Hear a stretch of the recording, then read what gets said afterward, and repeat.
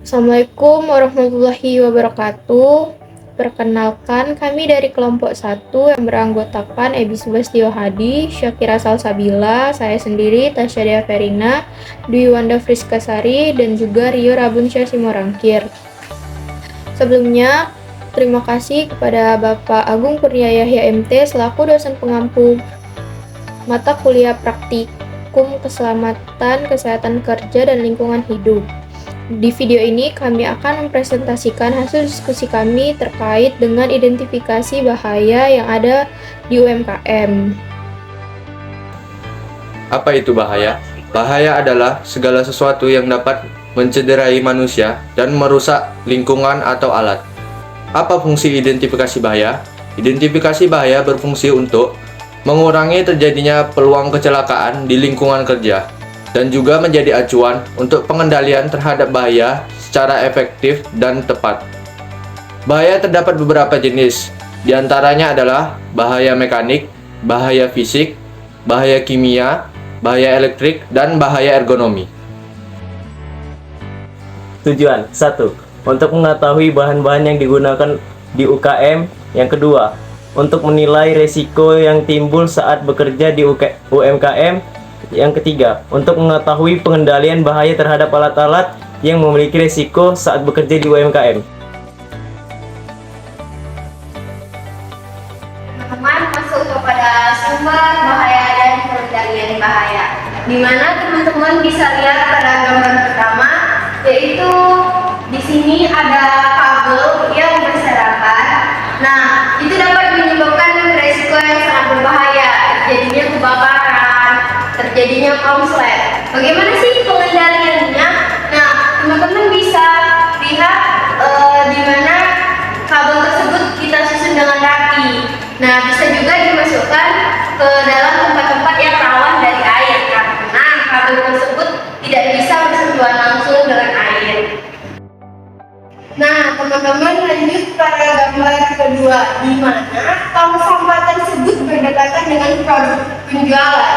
Nah, menyebabkan resikonya menjadi tidak higienis. Nah, pastinya para pembeli akan merasa jijik atau merasa kurang nyaman dengan hal tersebut. Bagaimana sih pengendaliannya? Pengendaliannya bisa kita letakkan tong sampahnya diletakkan berjauhan dari produk yang dijualkan, atau bisa kita letakkan pada luar. Nah, teman-teman lanjut pada gambar ketiga, di mana alat dan bahan berserakan. Nih, teman-teman bisa lihat ini berserakan, ini berserakan. Nah, apa sih penyebabnya, potensi resikonya? Nah, untuk penyebabnya itu bisa kalau misalnya dilakukan pengulangan memakai ulang, itu akan terkontaminasi dengan kotoran. Nah, jadi dia tidak higienis, teman-teman.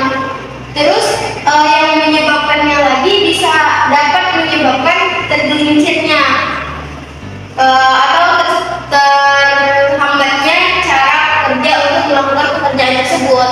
Nah, gimana sih itu maksudnya?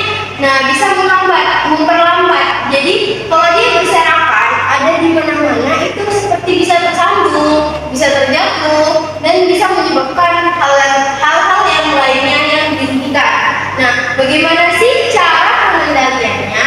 Nah, teman-teman bisa merapikan barang-barang, alat dan bahan tersebut secara rapi, ditaruh di tempat di mana dia dibutuhkan, ditaruh di mana dia memang betul-betul tempatnya, seperti bahannya bisa diletakkan pada rak, dan alat-alatnya mungkin bisa teman-teman gantung, jadi dia tidak berserakan.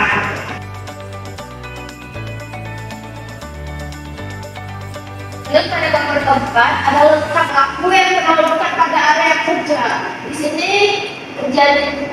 sini mengakibatkan gangguan penglihatan mata yang rusak karena letak lampu yang terlalu dekat.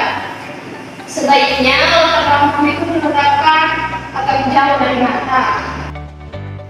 Lanjut pada gambar kelima ada kabel listrik yang berserakan. Di sini mengakibatkan konslet listrik atau setrum. Sebaiknya kabel listrik diletakkan di tempat yang jauh dari jangkauan dan dirapihkan.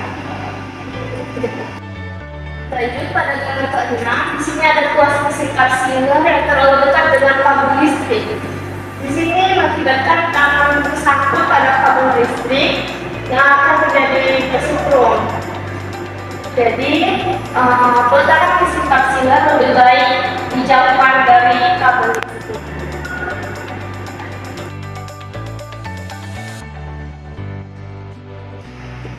Nah, teman-teman, lanjut kita pada sumber bahaya yang berikutnya, yaitu ada pemecahan es batu yang tidak higienis. Nah, teman-teman bisa lihat di sini para pekerjanya menumpukan es batu atau memecahkan es batu dengan menggunakan karung goni, yang dimana karung goni tersebut merupakan bekas dari beras mungkin yang sudah kotor. Nah, di sini bisa teman-teman lihat karung goninya sudah pudar ya, warnanya sudah seperti ada terkontaminasi dengan kotorannya. Nah, bisa menyebabkan potensi resiko yang kurang mengenakan, seperti tumbuhnya kuman pada es batu tersebut. Walaupun dia sudah ada plastiknya, tetapi untuk dipecahkan pasti plastiknya akan merobek kan. Nah, dia itu dari karung goni tersebut yang tidak higienis akan masuk dan terkontaminasi dengan es batu yang plastiknya sudah dipecahkan. Nah, bagaimana sih cara pengendaliannya? Nah, teman-teman bisa menggunakan kain bersih untuk memecahkan es batu daripada menggunakan karungnya.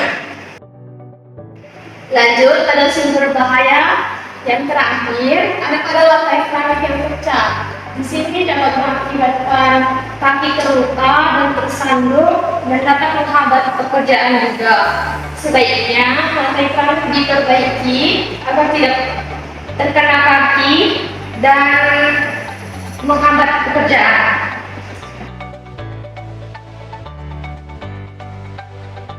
Nah, teman-teman, masuk kita pada pembahasan. Nah, pembahasan itu sendiri di mana identifikasi bahaya adalah upaya untuk mengetahui, mengenali, dan memperkirakan adanya bahaya dalam suatu aktivitas tersebut. Nah, seperti di tempat kerja, di perawatan, di proses kerja, dan di prosedur. Nah, identifikasi bahaya itu sendiri merupakan langkah pertama dalam proses penilaian risiko dan merupakan landasan atau tindakan dari manajemen risiko yang baik.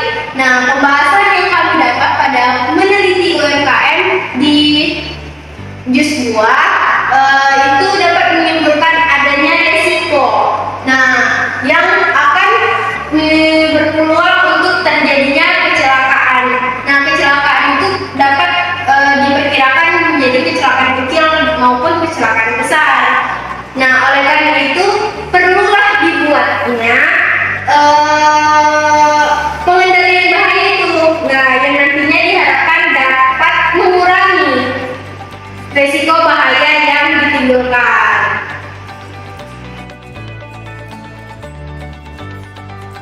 Kesimpulan 1.